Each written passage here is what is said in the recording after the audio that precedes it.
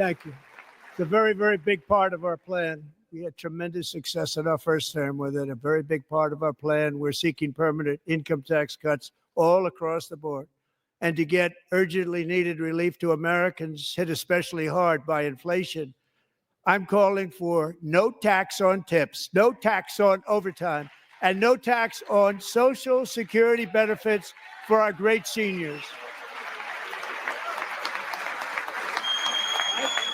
Good luck.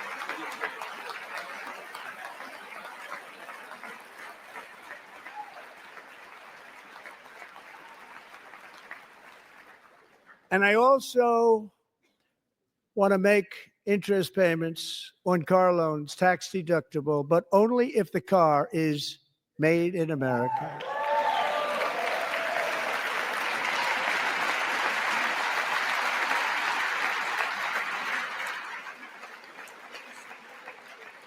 And by the way, we're going to have growth in the auto industry like nobody's ever seen. Plants are opening up all over the place. Deals are being made.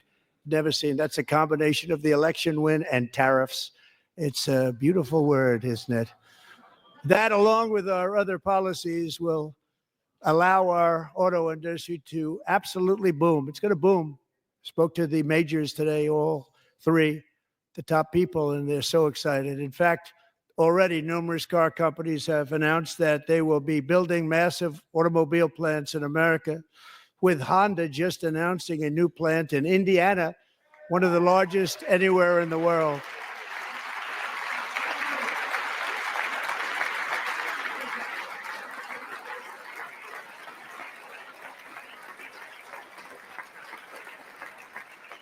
And this has taken place since our great victory on November 5th, a date which will hopefully go down as one of the most important in the history of our country.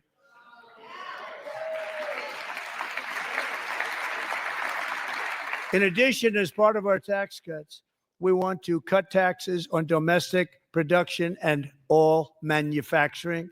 And just as we did before, we will provide 100% expensing.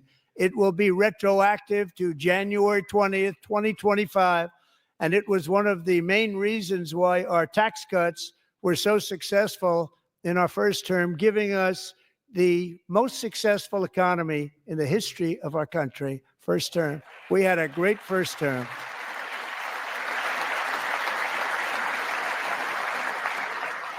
If you don't make your product in America, however, under the Trump administration, you will pay a tariff, and in some cases, a rather large one. Other countries have used tariffs against us for decades, and now it's our turn to start using them against those other countries. On average, the European Union, China, Brazil, India, Mexico, and Canada, have you heard of them? And countless other nations charge us tremendously higher tariffs than we charge them. It's very unfair. India charges us auto tariffs higher than 100%. China's average tariff on our products is twice what we charge them. And South Korea's average tariff is 4 times higher. Think of that, 4 times higher. And we give so much help militarily and in so many other ways to South Korea. But that's what happens. This is happening by friend and foe. This system is not fair to the United States and never was. And so on April 2nd, I wanted to make it April 1st, but I didn't want to be accused of April Fool's Day. That's not, just one day cost us a lot of money. But we're going to do it in April. I'm a very superstitious person. April 2nd, reciprocal tariffs kick in. And whatever they tariff us, other countries, we will tariff them. That's reciprocal, back and forth. Whatever they tax us, we will tax them. If they do non-monetary tariffs to keep us out of their market, then we will do non-monetary barriers to keep them out of our market. There's a lot of that, too. They don't even allow us in their market.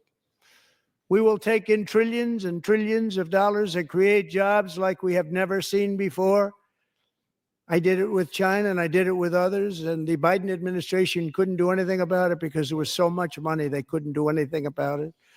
We have been ripped off for decades by nearly every country on earth, and we will not let that happen any longer.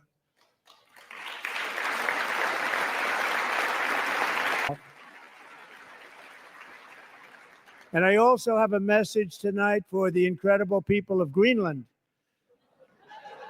We strongly support your right to determine your own future.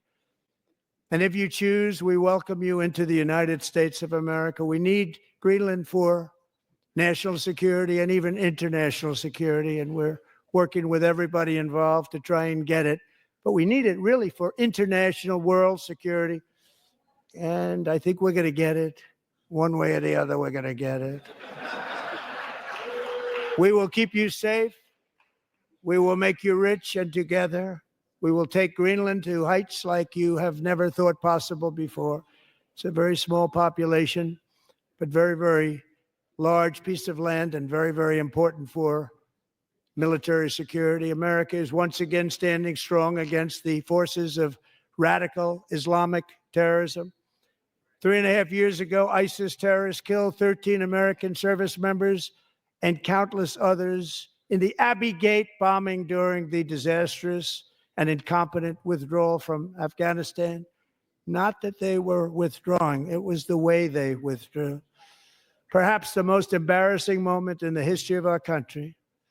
Tonight, I am pleased to announce that we have just apprehended the top terrorist responsible for that atrocity, and he is right now on his way here to face the swift sword of American justice.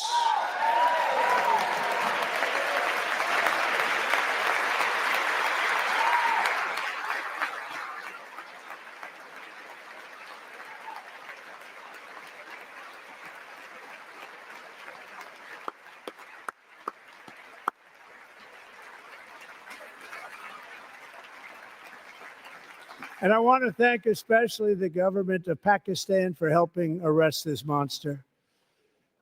This was a very momentous day for those 13 families who I actually got to know very well, most of them, whose children were murdered, and the many people that were so badly, over 42 people, so badly injured on that fateful day in Afghanistan. What a horrible day.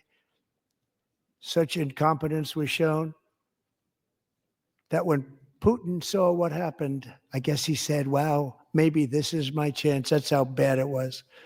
Should have never happened. Grossly incompetent people.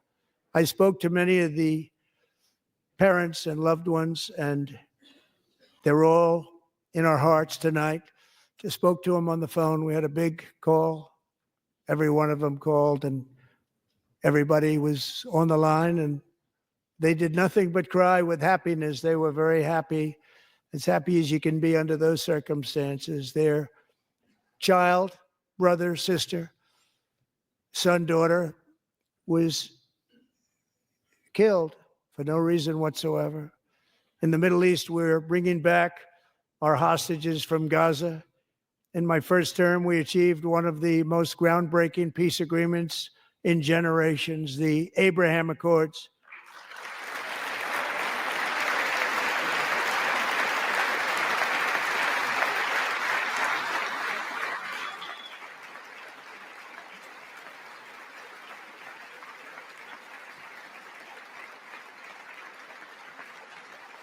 And now we're going to build on that foundation to create a more peaceful and prosperous future for the entire region. A lot of things are happening in the Middle East. People have been talking about that so much lately with everything going on with Ukraine and Russia. But a lot of things are happening in the Middle East. It's a rough neighborhood, actually.